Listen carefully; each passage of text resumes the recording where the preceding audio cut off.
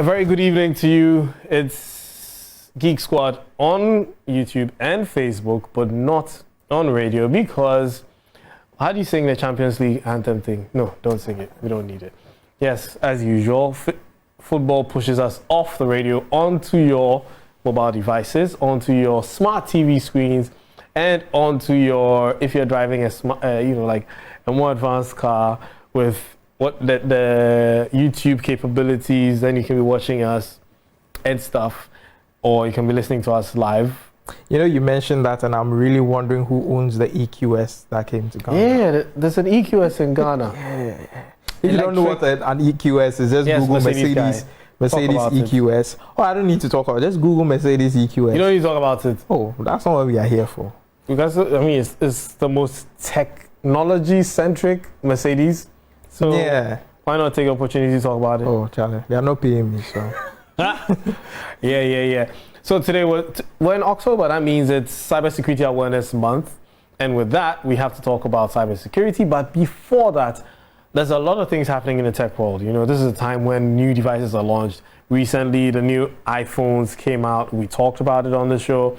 And Xiaomi, China's Apple. Yeah. China's iPhone competitor launched some. Why you?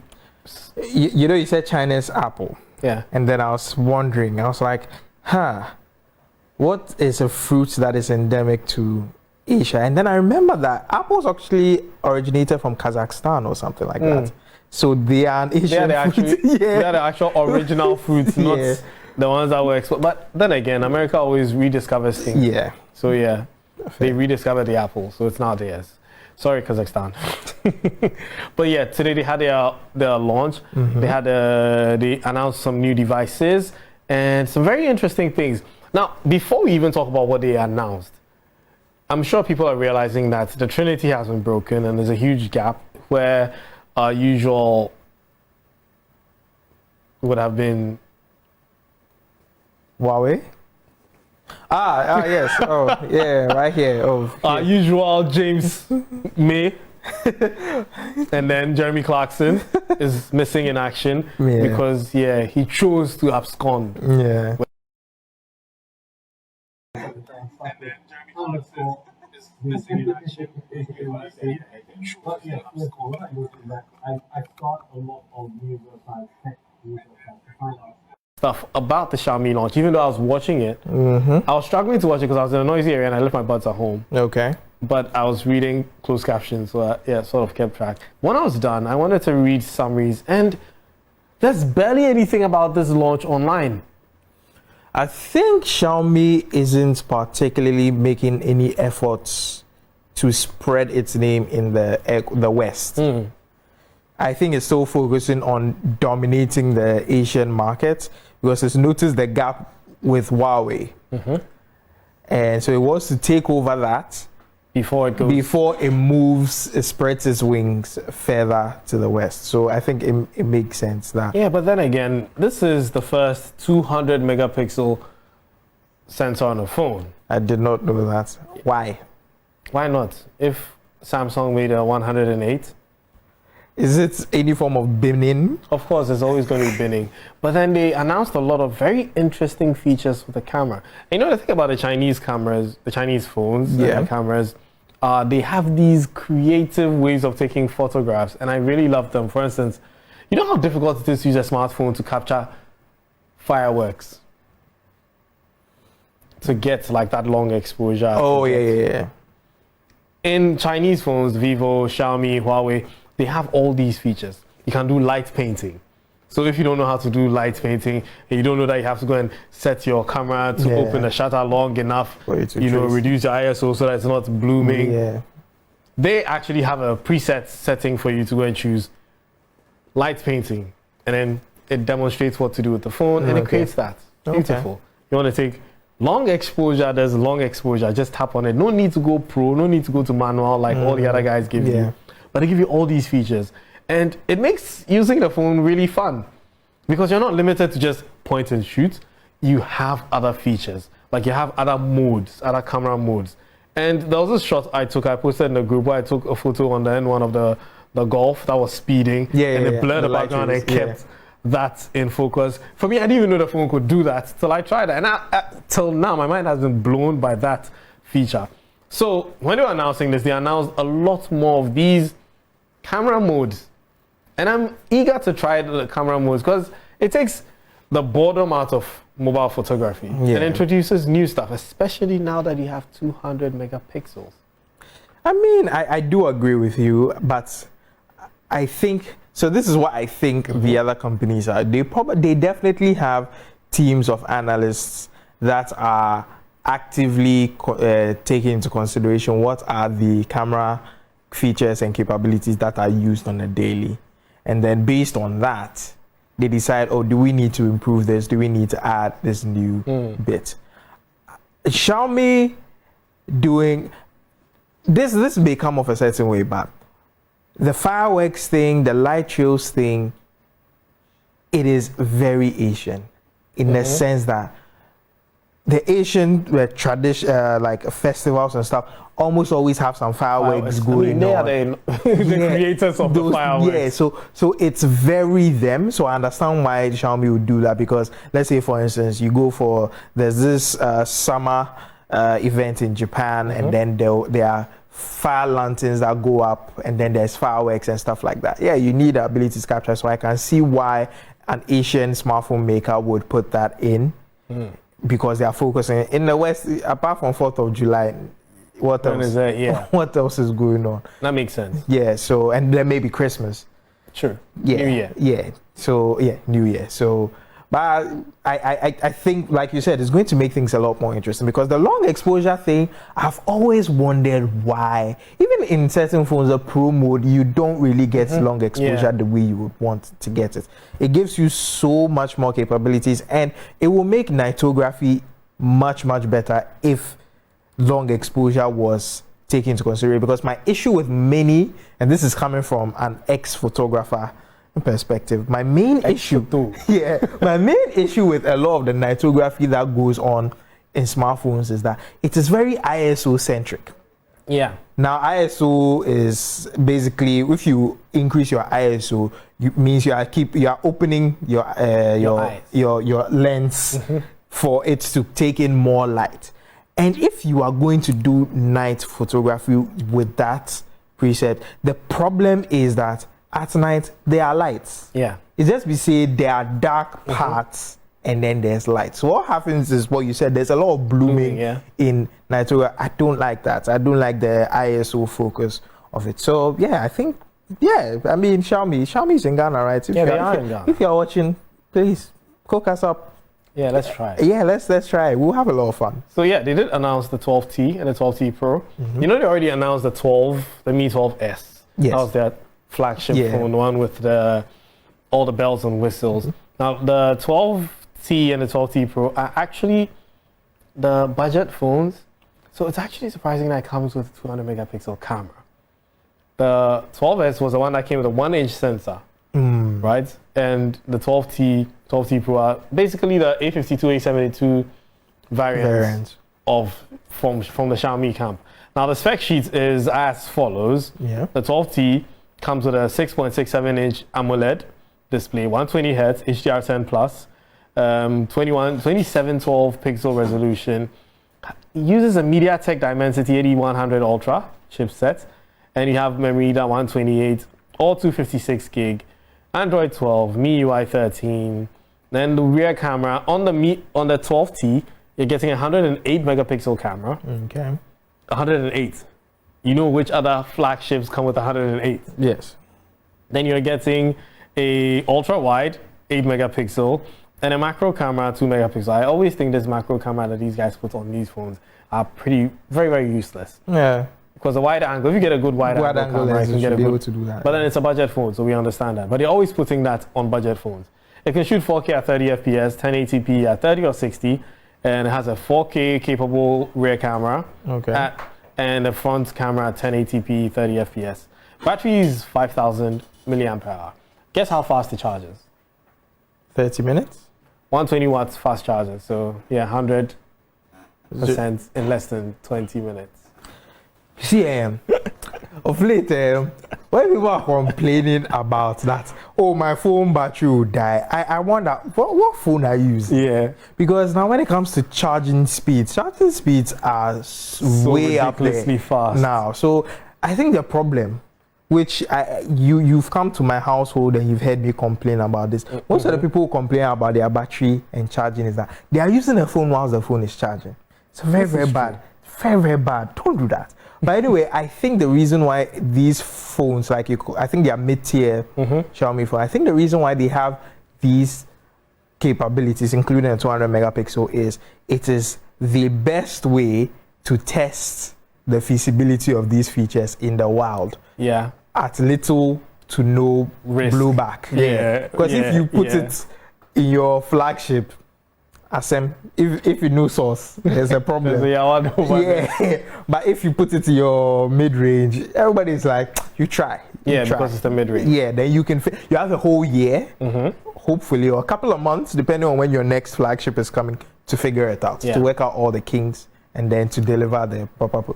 Because I think Samsung did something similar with one of their phones, where the mid-range, or I think the A70 or something, had a certain feature that the flagship got the next round. So the 12T Pro has similar specifications, 5,000 milliamp hour battery as well, 120 watts, same video camera capability, but it has the main camera, which is wide, 200 megapixel, and then it has an ultra wide 8 megapixel, still with a macro 2 megapixel, 128, 256, 12 gig RAM, but it comes with a Qualcomm SM8475, basically an 8 Plus Gen 1 chipset. Yeah, so you're getting mid-range to, top tier level performance. And guess who provided that camera? One brand has been, announcing that they're bringing a 200 megapixel camera.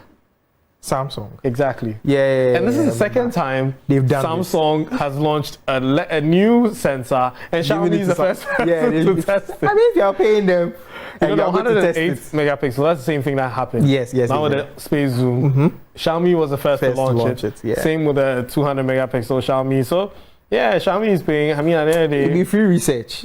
It will study the markets with Xiaomi and know, okay. And it has phase detection, autofocus, and optical image stabilization. And 16:1 pixel bidding. That is crazy. That is crazy, but I wonder the image fidelity with that much binning. Well, when they did the launch, they did talk about a lot of image processing that's going to come with it. And I believe that once we watch the reviews, or if we do get something from Xiaomi to play around with, we'll be able to see. Yeah, we'll be able to see what it's capable of. But I'm really, really, really interested in this, even more than I am looking forward to the Mi 12S. Okay. Because I watched reviews on Mi 12S. It's impressive. I'd want that. But I think that a Mi 12T Pro would be more playful. It would be something that you could actually do more crazy stuff with.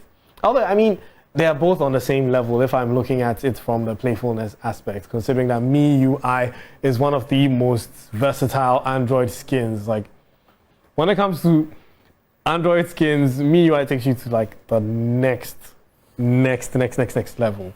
It's crazy. Have you used MIUI before? I haven't. No, I think I've had it for like a week or something. But all this talk about Xiaomi reminds us of an old friend of ours who was a staunch Xiaomi supporter till recently. I tell you, that boy is just love struck. Yeah, with the other apple. Yeah. You know, that's the thing that Eve did. Yeah, he spied someone's apple in another garden. Like, why are you doing that? No, he went to take a bite of the apple, and now he's all for the apple. Yeah. Shout outs to you, Delaglano, a former producer. Yes, we know you've fallen for the force. The force be with you. Now, moving away from Xiaomi, but before that, there was something I saw on Twitter that is interesting. Xiaomi executives at BMW headquarters. Xiaomi is planning on making a car. So, about this, I think we might actually have to have a whole episode about this. Moving forward with how EVs are getting more popular, much to many of us' chagrin. When you think about it, for instance, who is providing the battery tech for these companies? Panasonic is one of the largest producers. It partners with Tesla in the creation of Tesla's battery packs. Now, you are with an EV, electric car, and all the smart features they are going to put into it. If I was anybody who was looking to get into the into the EV, I would partner with a smartphone manufacturer, right? Because they have spent the years of research into charging and discharging, smartness, like all these technical bits being put into a device. They've been doing it for years. Right now, we all know cars are mobile phones with wheels, whether we like it or not. That's Which is actually a good thing. Yeah. So, you know, one thing that I was discussing with a friend earlier today, I think it was even in one of the groups as well, was how before cars had individual modules that controlled everything. Yeah. And now, like you said, one brain to control them all. Which, I mean, you take one Qualcomm processor, slap it in there. You have one handling the road readings and everything. I mean, Teslas are pretty much that one whole computer handling the whole thing. Unlike the way the traditional vehicles have little computers. I mean, I shared it in the group. A BMW 6 Series from 2017, 2018 has about 42 computers handling individual things. They have this one handling that. This one. Well, now processing power is improving. The only bad side to that is that currently cars are getting more expensive because they need more semiconductors. Yeah. And due to COVID, we all know that semiconductors are not being produced as much. So that comes with its own wahala. Now, EU has approved that USB-C as common charging cable in blue to Apple. I saw this on BBC. And I laughed. I saw this and I laughed because Why? Because we know a certain company has Please been mention a company. The one we are talking about. Apple has been extremely adamant. It's about not going to Type-C on their smartphone, but everything else in the even on the iPad. Yeah, it's Type-C. It doesn't. But the AirPods still Lightning.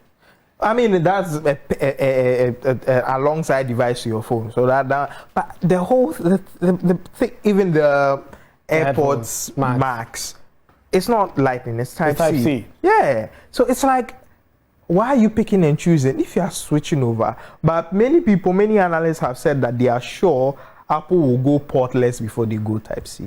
So let's see. Apple has 2 years to figure out going portless, because that's what the thingy at the back of their phones. Now I've forgotten what it's called. The MagSafe. Yeah, the MagSafe. That's what the MagSafe was about. The magnetic connector at the back. So Apple could literally give you a portless phone, make you buy the MagSafe, and then tell you that the MagSafe will still have a Type-C connector charger, because what wireless charging pads need to be connected to the electricity. So it will use Type-C, and Apple will still low-key win, because our phone never got Type-C. We stuck to our guns. It never got Type-C. But you know, it's surprising that Apple, of all people, up till now haven't done portless already, because they're notorious for removing everything from the phone, to the extent that at a point in time there were these memes going around about the phone without any ports, without any buttons, and it was just a piece of glass. I think it's because wireless charging tech is very finicky right now. And see how they even struggled with their charging pad that never was. Yeah. They what I like about theirs was that they actually came out to say, we can't. Yeah. We won't do it again. That's the first time. Yeah. That Apple actually admitted defeat. We can't do it. Yeah. So I think maybe No, they didn't say we can't do it. They said it cannot meet our standards. Let's be clear. It's not that we can't do it. We've done it. We the haters are the ones saying judging from what we're known for, this does not meet our standards. It doesn't meet the idea we had. No. Yeah, what ideologies. It has to be perfect. So I'm guessing until maybe in 2 years they would figure it out. And I'm very certain that once they figure it out, ports, I'm sorry, you people, I mean, at least it's let's be honest, it's a plus. Lightning cables are weak. You know, the Apple Watch is wireless. Yeah. Wireless. If you want to fix it, there's actually a port that you open and you have to connect a special connector that they've made for it if you want to fix it. This could be the way that they want to go with the iPhones then.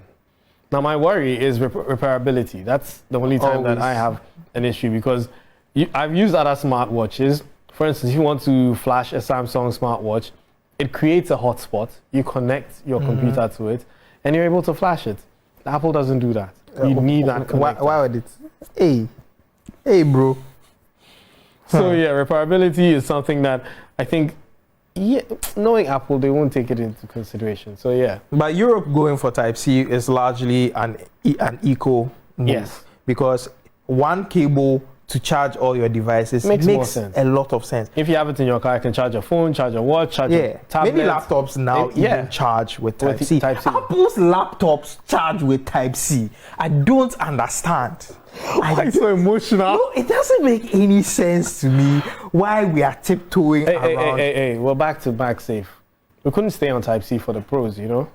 It doesn't make... The MagSafe. the MagSafe one is cool for me because I like the fact that the previous MagSafe made a lot of sense because I've been using a MacBook and someone tripped the cable and the laptop stayed where it was and the charger flew out. You see, when I hear these examples, I wonder how many people have actually tripped over laptop cables. It happens more than you think. Because it's never happened to me. It's never happened to you. Doesn't mean it doesn't happen. It's never happened in my office.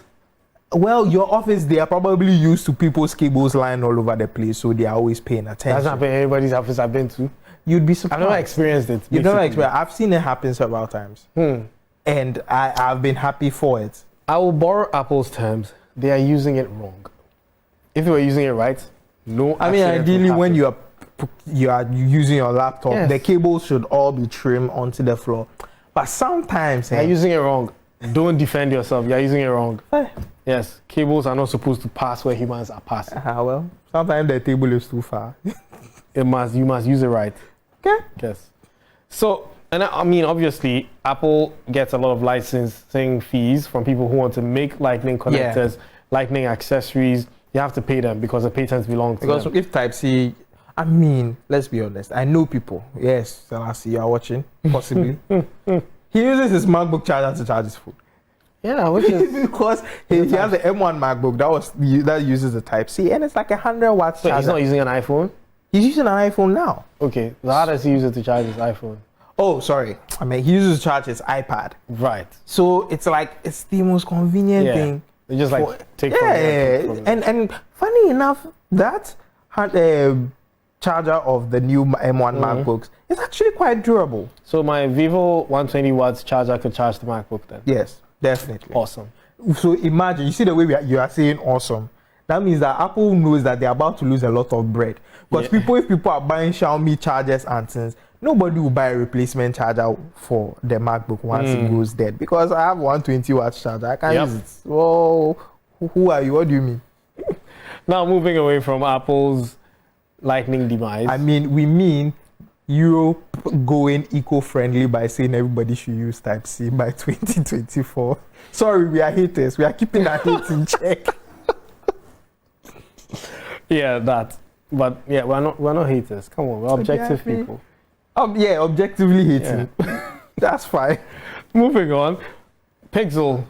New Pixels are coming. Pixel 7, Pixel 7 Pro.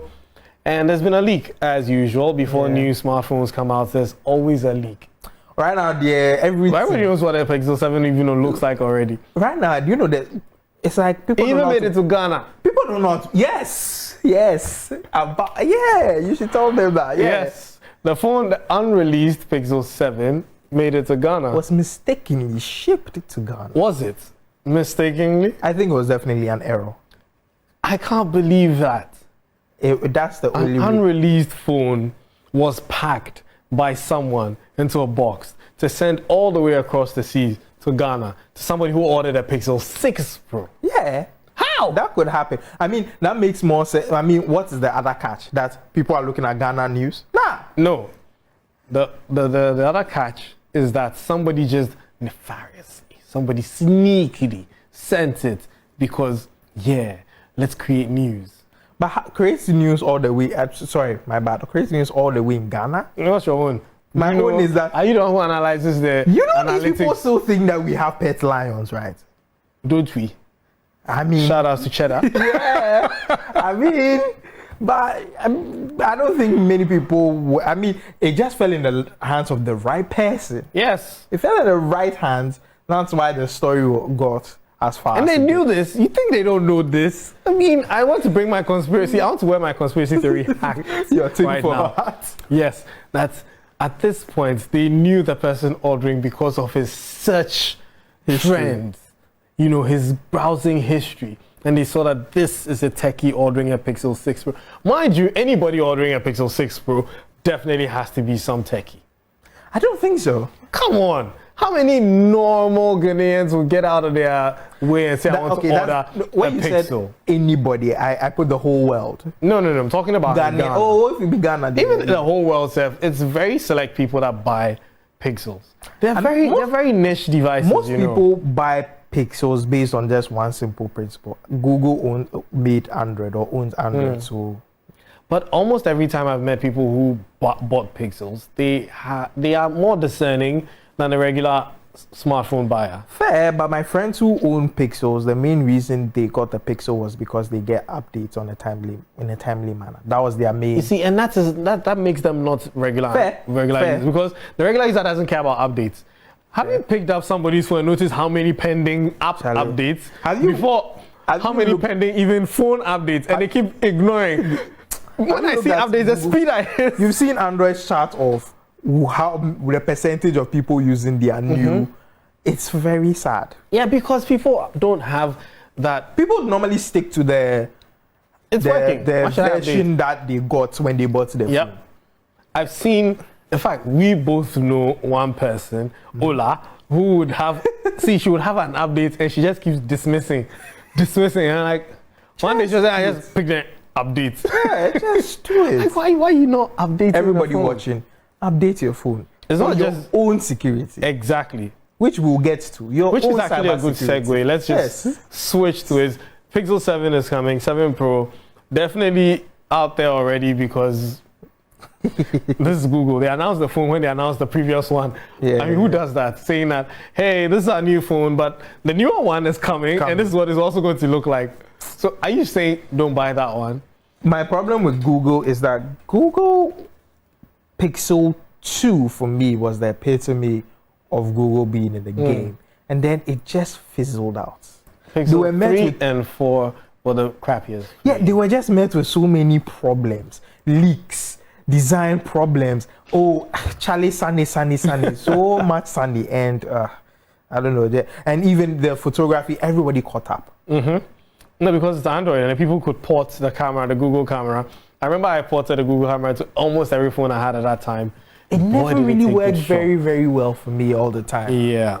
It was extremely finicky. There was that. Yeah. But then it was still fun while it lasted. So, anyways, so here's the thing.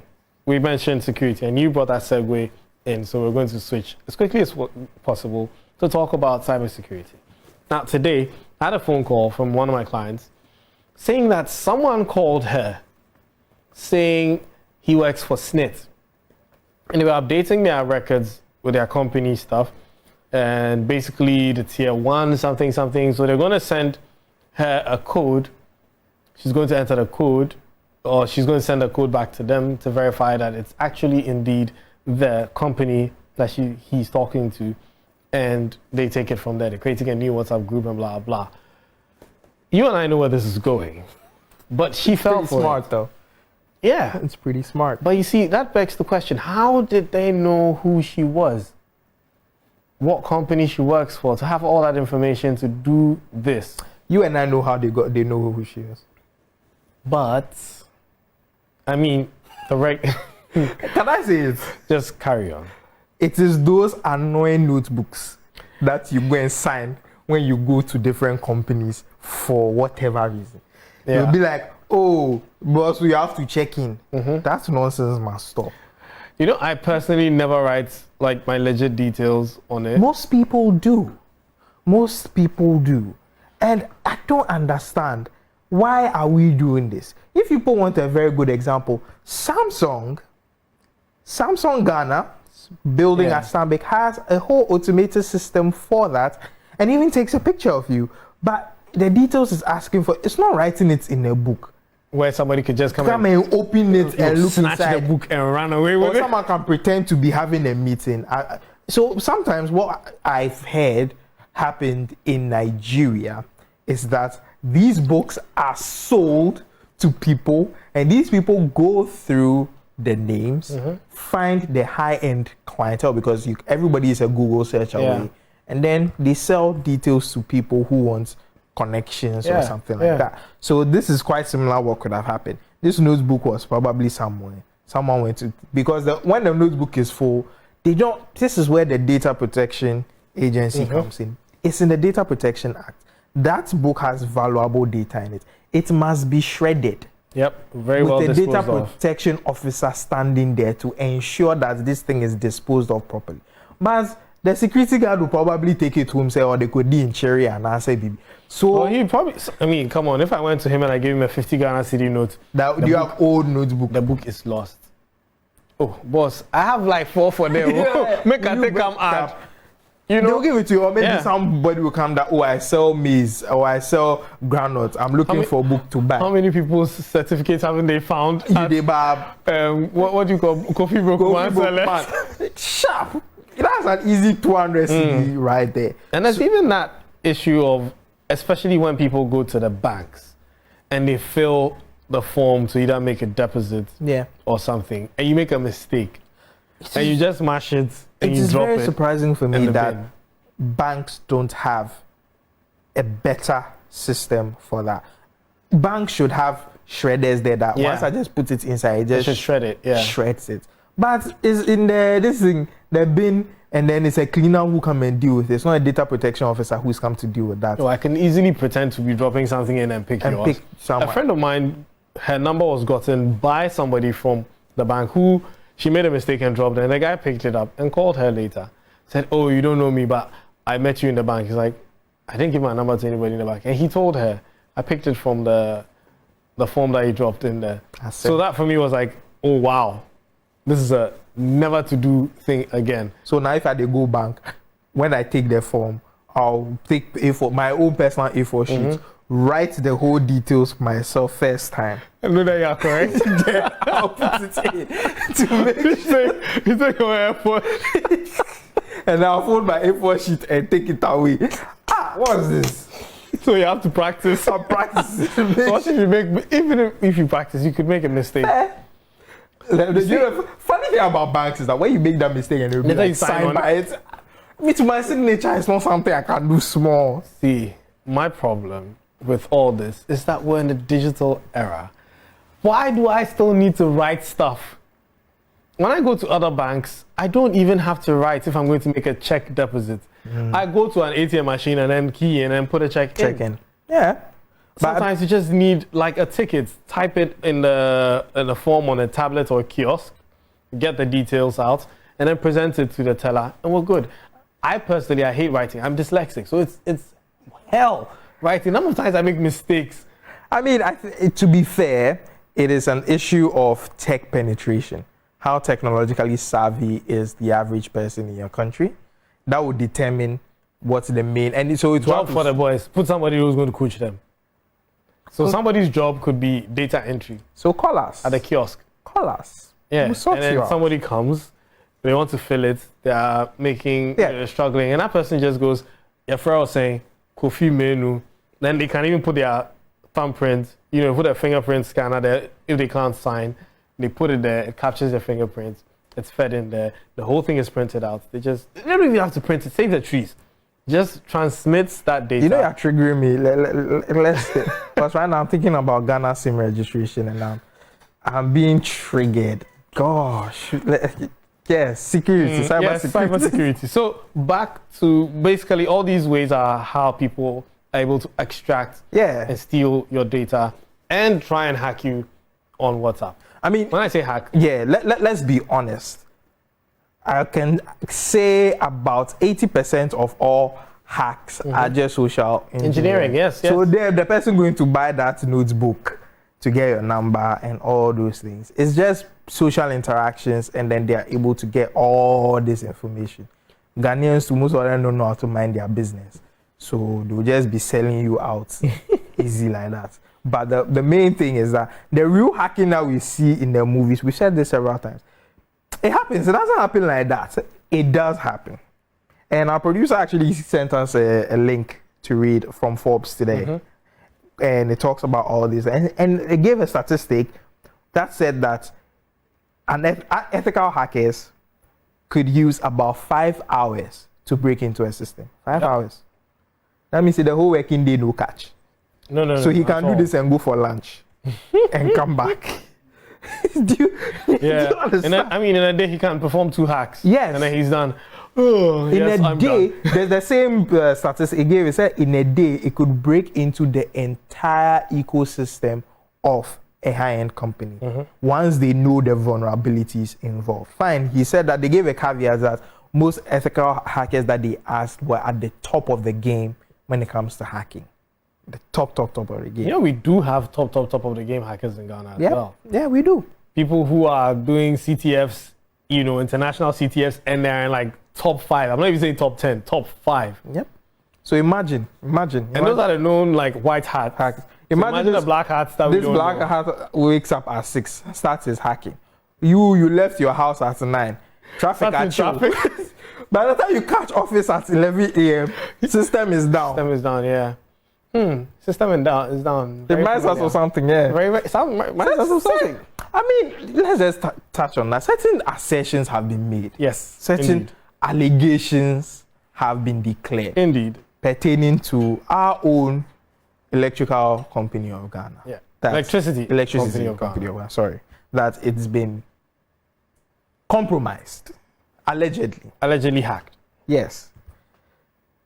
What do you have to say about that? I'm the host here. I should ask you, what do you have to say? What I have to say about this entire thing is that, to be honest, Ghana is too hot for this new level of inconvenience.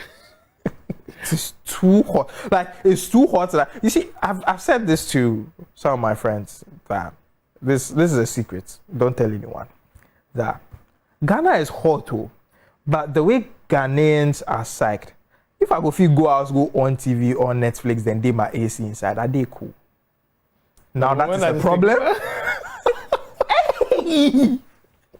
Now that one too is a problem. No. It won't be cool. But I don't know. We don't really know what the issue happened. with ECG whether it was external, whether internal. There's so many things that are flying around. Yeah. All we'll say is what we've always said. Companies out there, pay for your software. Buy proper hardware. See, it can cost $10,000. But it will save you. It will save you from this person who will ask you that, send me $4,000 Bitcoin. You send it and there was no problem in the first place. You are afraid because you know your systems are poor. You are afraid. See, just pay. Contact us. We will help you. We've done several security upgrades, Spiky. Yeah, in recent time, we've done quite a number. It's actually been quite fun doing some of these things. And it might be costly, but if, let's say, hypothetically, what's happening to ECG is true, the ransom that will be asked will be a lot of money, because this is a national, company. Now, the thing is, a lot of these things is not even only, we're looking at ECG as a case study right now, assuming that they were hacked. But the number of companies that are using pirated software. I went somewhere recently, I had to do some work for them. I put my hard drive in and all my data, disappeared. They were infected and they were living with it. Then they people living with HIV in the office. Shout out to you guys, man. All the computers were living with viruses and they were very, very happy.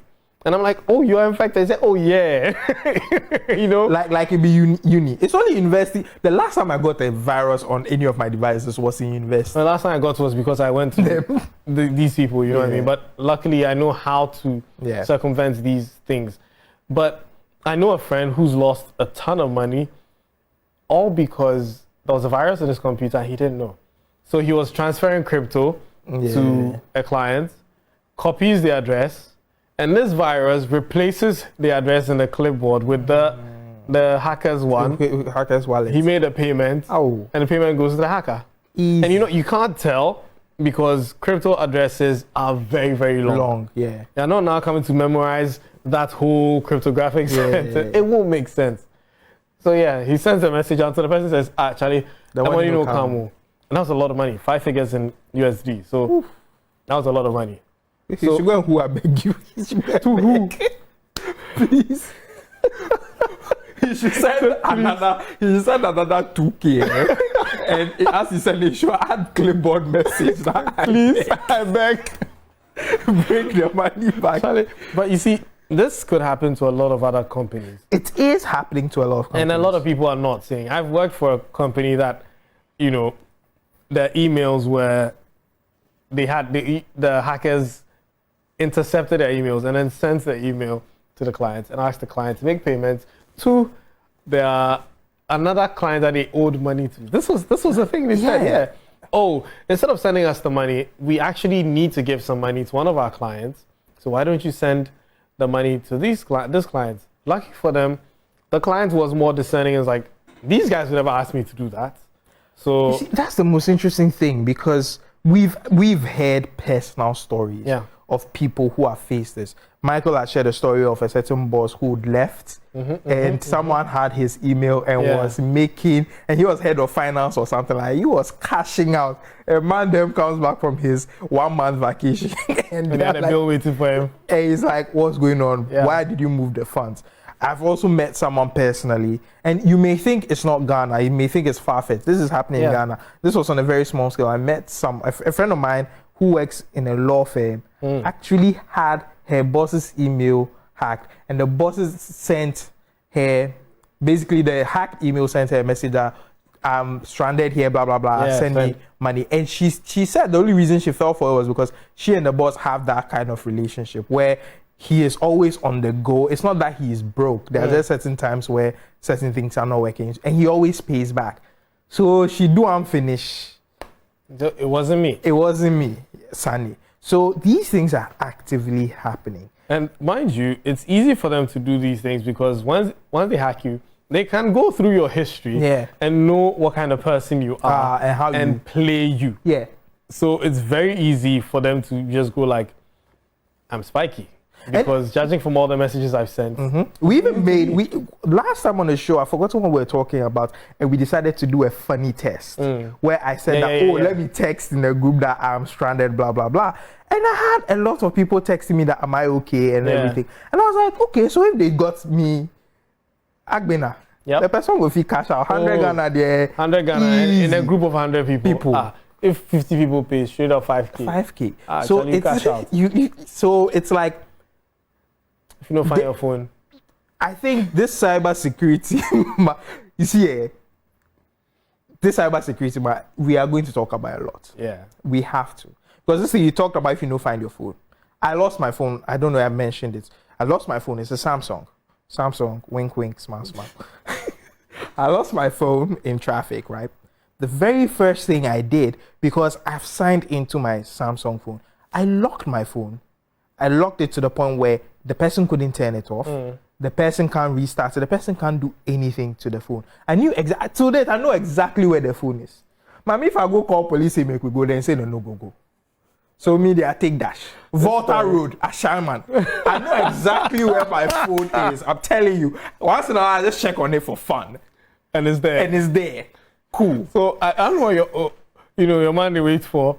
Like grace of God, that one day you be like, okay, I take the phone dash, make her open and give them. I mean, no, like the battery has run out. And the issue, they charge them. Yeah, no, the issue with the phone is that once the battery runs out, there are ways to break it all. But the next thing I did after locking my phone, because the way I've locked it, even if he turned it on, he can't do anything with my phone. He has to flash it. Yeah. He has to get rid of the OS. And if you get rid of the OS, all my information on the phone is gone. Yeah. So now they have to deal with the Google lock. Yes. So that was the very first thing I did. Second thing is I called my telco and reported that my phone had been stolen. They should block my number.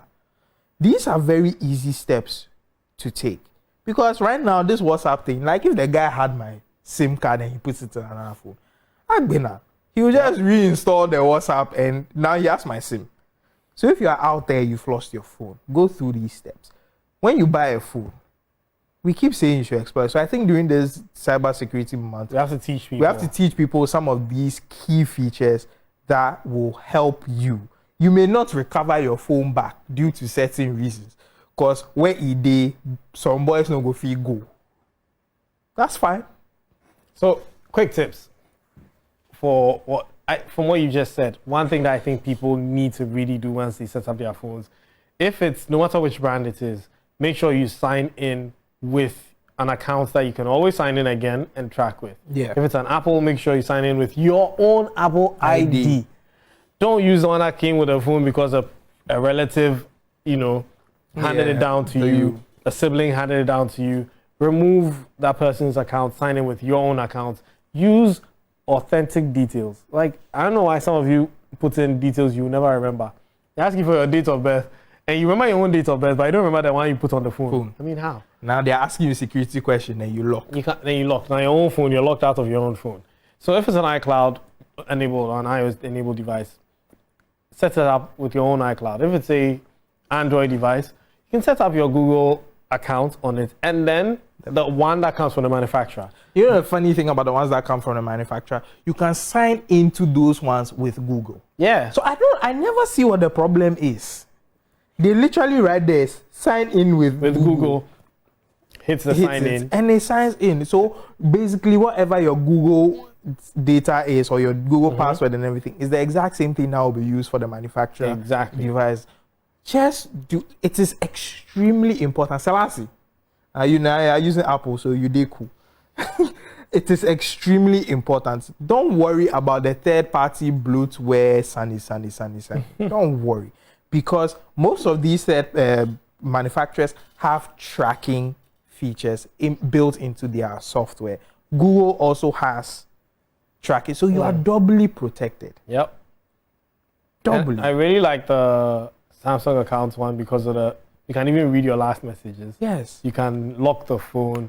You can even set a guardian. Yes. So a different account can be tracking your phone for you if you don't have access to your own phone. You can, what I like about that one? What? The fact that when you forget your password, you can use it to unlock your phone. Yes, you can just sign into that and tell your phone that I've bypassed you. Open up. You can unlock your phone using that. And Samsung, wink wink, smile smile. I lost my phone. But honestly, I think Samsung Ghana needs to push more people to sign in to the Samsung accounts because... And then set remote lock that feature. You need to turn that thing on. Because people really praise Apple's Find My iPhone But feature. it doesn't, it's very limited. It's not only that it's very limited. The only reason why the Find My iPhone feature is so good is because you don't have a choice but to sign into their phone with an Apple ID. It's by force. Yeah. And the issue with the only drawback with Samsung's own is that it will have to ping off the nearest Samsung device that has signed into the account fully to be able to get a more accurate location. So if a lot of Ghanaians use Samsung. So if all of you sign in properly, create Samsung accounts, we go find wherever the phone is, we will find it. So I don't know if the camera can get this. If you sign in to your Samsung account, I'm going to block my own account here so you don't see. You see over there, you have I've gone into all the devices that I'm signed into. Which is another cool thing about having a Samsung account. Every device that you own, that you've ever owned, it will give you the details about it. So it will even give you the IMEI. Yeah. So you see it has remote unlock. You have send last location and offline finding. You have to turn all those three on if you set up your Samsung account. And sign into the account. Sign into account. So, yeah. The remote unlock is very important so that if you forget your password. It's not only if you forget your password. There are certain times where your fingerprint scanner and your phone screen is gets messed up. Yeah. So you can't get into your phone, and then you can use the web application to get into. I'm sorry, we're only talking about Samsung today because we've been using Samsung for years. Oh, Moving on next week, the we'll bring the problem other is phones. I tried with a Vivo. I can't create a Vivo account because it was China Chinese only. phone. So some of the Chinese phones, it's difficult to do those things. So Xiaomi, wink, wink, smile, smile. Yeah, we'll have to try that as well. But yeah, all too soon, the time is up. And Geek Squad was brought to you by MTN, since it's live on Facebook and YouTube. And if you missed it, you can watch it on Facebook, on YouTube later, and catch up with us, chat up with us. t.me/JoyGeekSquad on Telegram, and #JoyGeekSquad on Twitter. And what am I missing?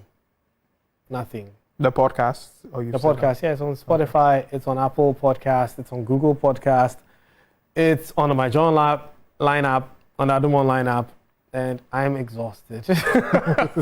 So yes, catch us next week, same time here. We will not be on radio, unfortunately, because of Champions League, but we will be here to talk more about tech. And more about cybersecurity because it's the Cybersecurity Awareness Month. So we'll be throwing out a lot of cybersecurity. So I think next week you should really tune in because we'll try and curate proper tips and tricks and how to avoid vishing.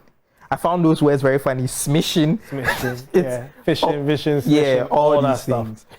Yeah. Just as a side note, vishing really works in Ghana. Where vishing is where a fraudster will call you pretending to be your bank or something. Yeah. It really works in Ghana because, let's be real. This is just tip off at the end.